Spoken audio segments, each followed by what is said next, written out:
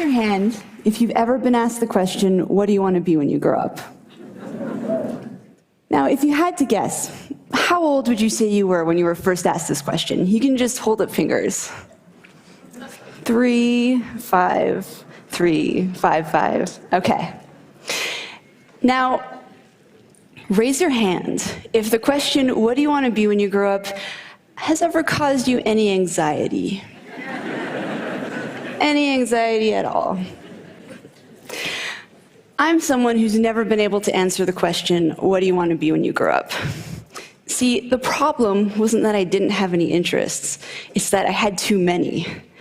In high school, I liked English and math and art, and I built websites, and I played guitar in a punk band called Frustrated Telephone Operator. Maybe you've heard of us.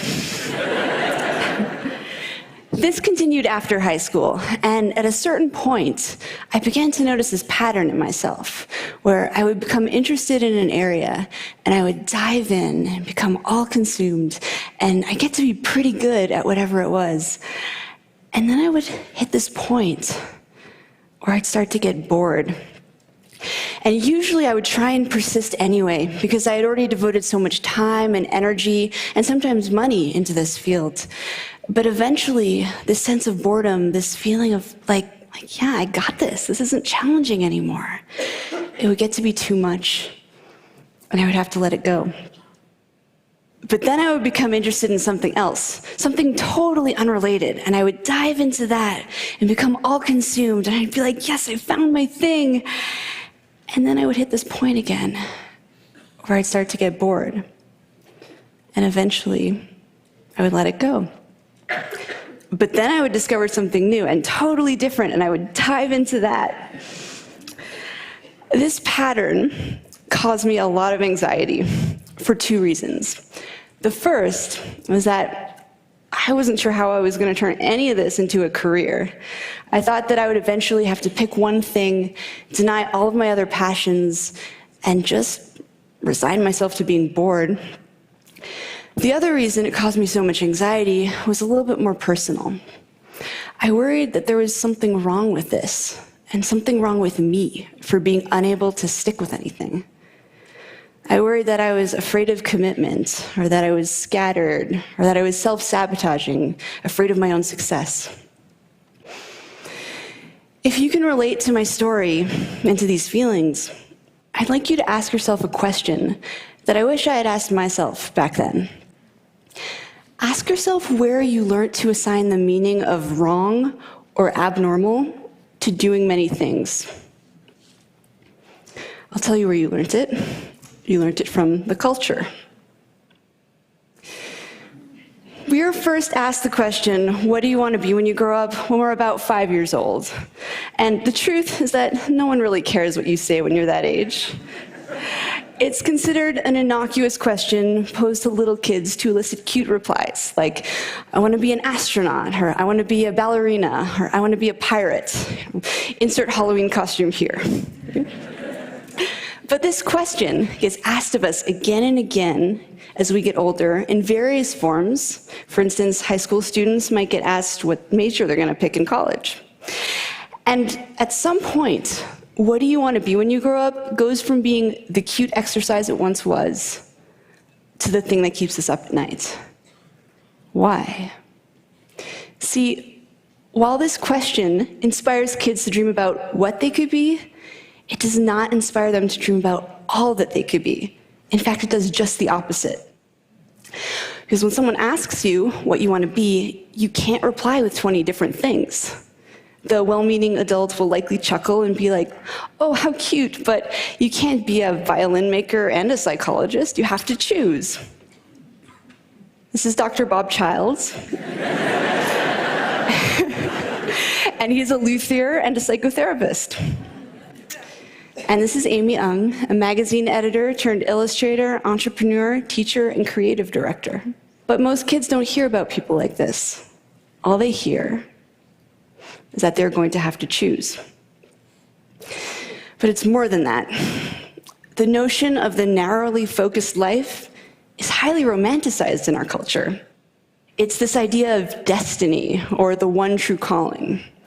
The idea that we each have one great thing we are meant to do during our time on this earth, and you need to figure out what that thing is and devote your life to it.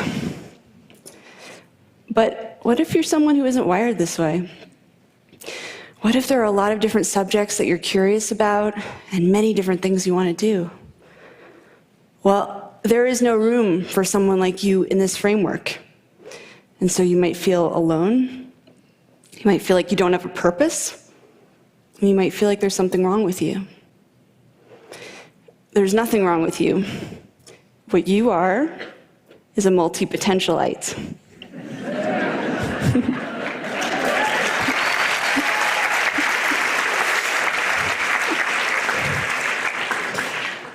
A multi-potentialite is someone with many interests and creative pursuits. It's a mouthful to say. It might help if you break it up into 3 parts: multi-potential and ite. You can also use one of the other terms that connote the same idea, such as the polymath, the Renaissance person. Actually, during the Renaissance period, it was considered the ideal to be well-versed in multiple disciplines. Barbara Scher refers to us as scanners. Use whichever term you like, or invent your own. I have to say, I find it sort of fitting that as a community, we cannot agree on a single identity. It's easy to see your multi-potentiality as a limitation or an affliction that you need to overcome. But what I've learned through speaking with people and writing about these ideas on my website is that there are some tremendous strengths to being this way. Here are 3 multi-potentialite superpowers. 1, idea synthesis. That is combining 2 or more fields and creating something new at the intersection. Shaw Wong and Rachel Binks drew from their shared interests in cartography, data visualization, travel, mathematics, and design when they founded Meshu. Meshu is a company that creates custom, geographically inspired jewelry.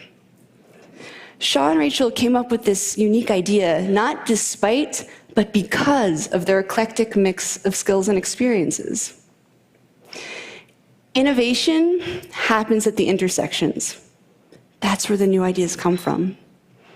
And multi-potentialites, with all of their backgrounds, are able to access a lot of these points of intersection. The second multi-potentialite superpower is rapid learning. When multi-potentialites become interested in something, we go hard. We absorb everything we can get our hands on. We're also used to being beginners because we've been beginners so many times in the past. And this means that we're less afraid of trying new things and stepping out of our comfort zones. What's more, many skills are transferable across disciplines, and we bring everything we've learned to every new area we pursue, so we're rarely starting from scratch. Nora Dunn is a full-time traveler and freelance writer. As a child concert pianist, she honed an incredible ability to develop muscle memory. Now she's the fastest typist she knows. Before becoming a writer, Nora was a financial planner. She had to learn the finer mechanics of sales when she was starting her practice, and this skill now helps her write compelling pitches to editors. It is rarely a waste of time to pursue something you're drawn to, even if you end up quitting. You might apply that knowledge in a different field entirely, in a way that you couldn't have anticipated. The third multi-potentialite superpower is adaptability. That is the ability to morph into whatever you need to be in a given situation. Abe Cajudo is sometimes a video director, sometimes a web designer, sometimes a Kickstarter consultant, sometimes a teacher, and sometimes apparently James Bond. He's valuable because he does good work. He's even more valuable because he can take on various roles depending on his client's needs. Fast Company magazine identified adaptability as the single most important skill to develop in order to thrive in the 21st century. The economic world is changing so quickly and unpredictably that it is the individuals and organizations that can pivot in order to meet the needs of the market that are really going to thrive. Idea synthesis, rapid learning, and adaptability. 3 skills that multi-potentialites are very adept at, and 3 skills that they might lose if pressured to narrow their focus.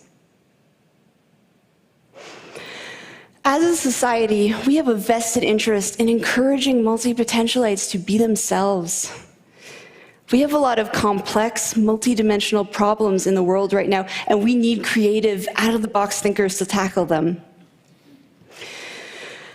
Now, let's say that you are, in your heart, a specialist. You came out of the womb knowing you wanted to be a pediatric neurosurgeon. Don't worry, there's nothing wrong with you either. In fact, some of the best teams are comprised of a specialist and multi-potentialite paired together. The specialist can dive in deep and implement ideas, while the multi-potentialite brings their breadth of knowledge to the project. It's a beautiful partnership. But we should all be designing lives and careers that are aligned with how we're wired. And sadly, multi-potentialites are largely being encouraged simply to be more like their specialist peers. So with that said, if there is one thing you take away from this talk, I hope that it is this. Embrace your inner wiring, whatever that may be. If you're a specialist at heart, then by all means specialize. That is where you'll do your best work. But to the multi-potentialites in the room, including those of you who may have just realized in the last 12 minutes that you are one,